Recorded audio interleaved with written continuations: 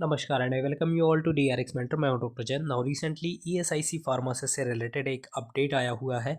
Vacancies increased हुई हैं। कौन कौन से हॉस्पिटल में कितनी वैकेंसी इंक्रीज हुई है कंप्लीट डिस्कस करेंगे इस वीडियो में। कब तक ये वैकेंसी आ सकती है, क्या इसके रिक्रूटमेंट रूल्स होते हैं, क्वालिफिकेशंस क्या मांगी जाती है, एग्जाम स्कीम क्या होती है, सभी को डिटेल में डिस्कस करेंगे। ये वीडियो बहुत ज़्यादा इंपॉर्टेंट होने वाला है जो भी फार्मासिस्ट की प्रिपरेशन कर रहे हैं, गवर्नमेंट फार्मासिस्ट बनना चाहते हैं उनके लिए। तो चलिए स्टार्ट करते हैं। बट उससे पहले यदि चैनल को सब्सक्राइब नहीं किया तो चैनल को सब्सक्राइब कर लीजिए, सो दैट आपको फार्मेसी से रिलेटेड जितनी भी इंपॉर्टेंट अपडेट्स है वो मिलती रहेगी। एडिशनली आप हमारे चैनल को ज्वाइन कर सकते हैं जहाँ पर मात्र 29 रुपीज़ में आपको मिलेंगे प्रीवियस ईयर के रेलवे फार्मासिस्ट के question paper, ESIC, state government और ड्रग इंस्पेक्टर के क्वेश्चन पेपर आपको प्रोवाइड कराए जाएंगे जो कि बहुत ज़्यादा इंपॉर्टेंट होते हैं। यदि आपने वो पहले से अटैम्प्ट कर रखे हैं और क्वेश्चन रिपीट होते हैं, कई बार क्वेश्चन बहुत ज़्यादा रिपीट होते हैं, यदि आपने पहले से अटैम्प्ट कर रखे हैं तो आप इजीली उनको अटैम्प्ट कर पाते हैं, सॉल्व कर पाते हैं, आपका स्कोर इंप्रूव होता है और आपके सिलेक्शन होने के चांसेस होते हैं। तो चलिए और यदि आप सीरियसली फार्मासिस्ट के लिए प्रिपरेशन कर रहे हैं तो आप हमारे कम्युनिटी सेक्शन को विजिट कर सकते हैं जहां पर अपलोड किए जाते हैं फार्मेसी और नॉन फार्मेसी से रिलेटेड MCQs जो कि बहुत ज़्यादा इंपॉर्टेंट है आपकी प्रिपरेशन में। यदि आप इनको अटेम्प्ट करते हैं तो आपको अपनी प्रिपरेशन का एक आइडिया लगता है कि आपकी प्रिपरेशन कैसी चल रही है। यहाँ पर इंपॉर्टेंट क्वेश्चन ही डिस्कस किए जाते हैं, तो इनको अटेम्प्ट करके आप अपनी प्रिपरेशन का भी एनालिसिस कर सकते हैं। तो चलिए स्टार्ट करते हैं। देखिए ये नोटिफिकेशन है, ये साइट से मैंने ओपन किया हुआ है डायरेक्टली ESIC की साइट पे। आप जब जाएंगे तो 19/12/2024 के 4 नोटिस डले हुए हैं। यहाँ पर आप देख सकते हैं 19/12/2024 का एक है revision of man power of ESIC hospital Angul Orissa. Second है revision of man power of ESIC hospital Adityapur Jharkhand. Third है revision of man power of ESIC hospital Bhiwadi as per new human resource norms.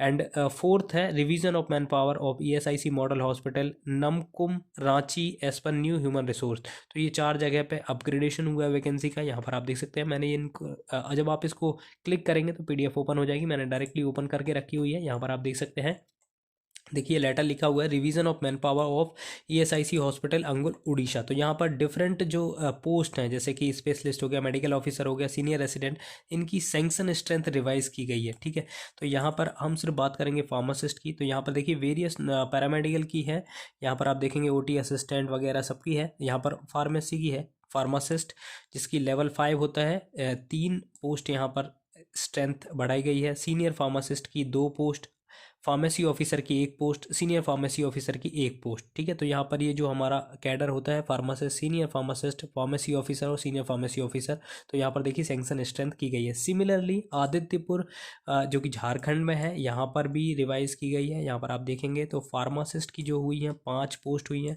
ठीक है, सीनियर फार्मासिस्ट की 2 है, pharmacy officer की 1 है, senior pharmacy officer की भी 1 ही है। सैंक्शन स्ट्रेंथ है, रिवाइज सैंक्शन स्ट्रेंथ। थर्ड जो है वो है भिवाड़ी राजस्थान। भिवाड़ी में देखेंगे आप, यहाँ पर देख सकते हैं फार्मासिस्ट की है, फार्मासिस्ट की 5 पोस्ट है, सीनियर फार्मासिस्ट की 2 पोस्ट है, फार्मेसी ऑफिसर की 1 पोस्ट है और सीनियर फार्मेसी ऑफिसर की भी 1 पोस्ट यहाँ पर रिवाइज की गई है। नेक्स्ट है रांची में, तो रांची में भी सिमिलरली जो अदर पोस्ट है उनके साथ ही फार्मासिस्ट का भी रिवाइज किया गया है। फार्मासिस्ट की 5 पोस्ट, सीनियर फार्मासिस्ट की 2 पोस्ट, फार्मेसी और सीनियर फार्मेसी ऑफिसर की 1 पोस्ट यहाँ पर रिवाइज की गई है। तो जो आपने देखा होगा नोटिस कई बार सर्कुलेट होता है सोशल मीडिया प्लेटफॉर्म में कि 981 पोस्ट आ सकती हैं, तो उनमें भी अभी जो ये सैंक्शन स्ट्रेंथ है इसमें और ज़्यादा अब ये वैकेंसी जो आपको 4 हॉस्पिटल्स मैंने बताई इनकी इम्प्रूव हुई है, तो अभी ये नंबर्स जो है वो बढ़ चुका है। लेकिन ये सैंक्शन स्ट्रेंथ है, इसका मतलब ये होता है कि ये इतनी टोटल पोस्ट जितने भी ESIC हॉस्पिटल्स हैं उनमें सैंक्शन की गई है। अब इसमें से ऑलरेडी जब हम पिछली बार की बात करें तो पिछली बार जो वैकेंसी 2023 में आई हुई थी, तो 2023 में आई थिंक 75 पोस्ट यहाँ पर आई हुई थी। ठीक है, जो कि फिल्ड हो चुकी हैं ऑलरेडी। इसके रिक्रूटमेंट रूल के बारे में हम बात कर लेते हैं। देखिए यहाँ पर ये फार्मासिस्ट की है, आयुर्वेदिक, होम्योपैथिक और एलोपैथिक। तो सिर्फ दिल्ली में ही 91 पोस्ट थी और अदर भी थी। तो 91 पोस्ट में इसके रिक्रूटमेंट रूल्स थे। यहाँ पर आप देख सकते हैं एसेंशियल क्वालिफिकेशंस के बारे में मेंशन है। एलोपैथिक फार्मासिस्ट इसका लेवल 5 होता है, 29,200 बेसिक होता है, प्लस इसके साथ आपको TADA HRA और यदि आप हॉस्पिटल में प्लेस्ड होते हैं तो आपको HPCA दिया जाता है। तो लगभग सैलरी आपकी, यदि आप दिल्ली में जॉब करते हैं तो लगभग 60 to 65 सैलरी आपकी बनती है। यहाँ पर हम यदि क्वालिफिकेशंस की बात करें तो degree in pharmacy, senior secondary with diploma in pharmacy तो जो भी यहाँ पर डी फॉर्म बी फॉर्म दोनों ही अप्लाई कर सकते हैं। यहाँ पर कोई भी एक्सपीरियंस नहीं मांगा जाता है। फ्रेशर्स यहाँ पर अप्लाई कर सकते हैं, बट आपके पास पीसीआई का रजिस्ट्रेशन होना चाहिए। देखिए जो ऑलरेडी बी फॉर्म कर रहे हैं उनका भी एक क्वेश्चन होता है कि सेवन्थ के सेम के जो स्टूडेंट हैं जो अभी तक पास आउट नहीं हुए हैं, क्या वो अप्लाई कर सकते हैं? तो देखिए वो अप्लाई नहीं कर पाते हैं, क्योंकि आपका मांगा जाता है यहाँ पर फार्मासिस्ट का रजिस्ट्रेशन, जो कि जब भी कंप्लीट होता है जब आपका डिग्री कंप्लीट या डिप्लोमा कंप्लीट हो जाता है। उसके बाद आप अप्लाई करते हैं आपके स्टेट फार्मेसी काउंसिल में, देन आपको रजिस्ट्रेशन मिलता है। ठीक है, तो जो भी अभी कर रहे हैं फार्मेसी वो अप्लाई नहीं कर पाते हैं किसी भी जो भी फार्मासिस्ट की जॉब होती है। इसमें जिनके पास डिग्री डिप्लोमा प्लस पीसीआई का रजिस्ट्रेशन होता है उन्हीं को अलाउड होता है।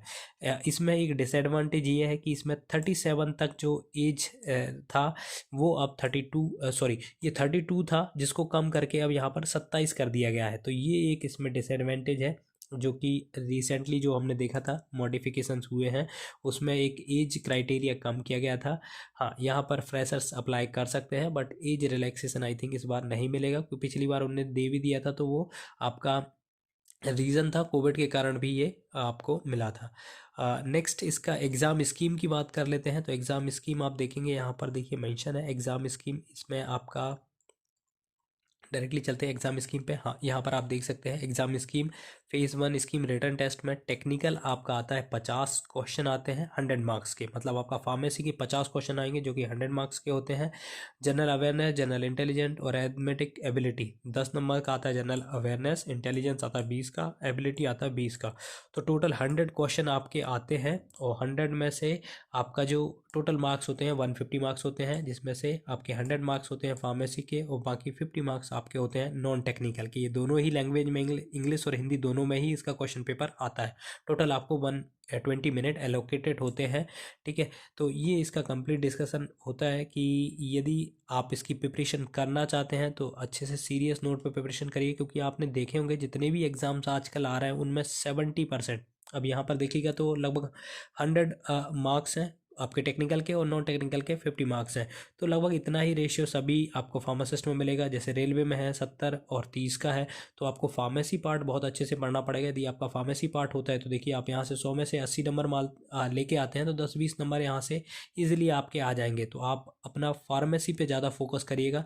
एक ये भी होता है कि यहाँ पर नेगेटिव मार्किंग होती है 0.25 की, मतलब 1/4 इसमें नेगेटिव मार्किंग होती है, और यहाँ पर क्वालिफाइंग मार्क्स होते हैं। यदि आपने क्वालिफाइंग मार्क्स टच नहीं किए तो आप यहाँ पर अपीयर नहीं हो पाएंगे, मतलब आप सिलेक्ट नहीं हो पाएंगे। तो इसके क्वालिफाइंग मार्क्स भी यहाँ पर आप देख सकते हैं।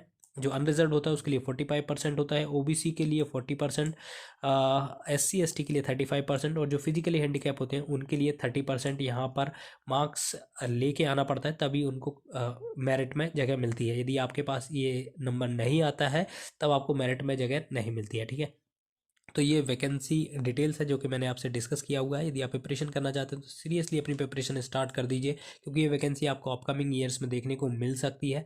क्योंकि ये 2023 में वैकेंसी आई थी, 2024 2025 लास्ट तक आई थिंक आपको ये वैकेंसी देखने को मिल सकती है। क्योंकि 26 में जैसा कि आपको पता है recently one nation one election के बारे में डिस्कशन हो चुका है, तो मे भी आपको 2026-27 तक इलेक्शन देखने को मिल सकते हैं। तो उससे पहले बहुत सारी पोस्ट भरी जाएंगी गवर्नमेंट के द्वारा, जैसा कि होता ही है कि जब भी इलेक्शंस होते हैं उससे पहले आपको वैकेंसी देखने को मिलती है। 2023 की वैकेंसी भी 2024 के इलेक्शन से पहले ही देखने को मिली थी। तो आप अपनी प्रिपरेशन स्टार्ट कर दीजिए, 2025-26 में आपको अच्छी खासी वैकेंसी देखने को मिल सकती है। आई होप इन्फॉर्मेशन आपको अच्छी लगी होगी। अच्छी लगी तो प्लीज़ सब्सक्राइब करिए, वीडियो को लाइक करिए, शेयर करें, कमेंट करिए। Thank you.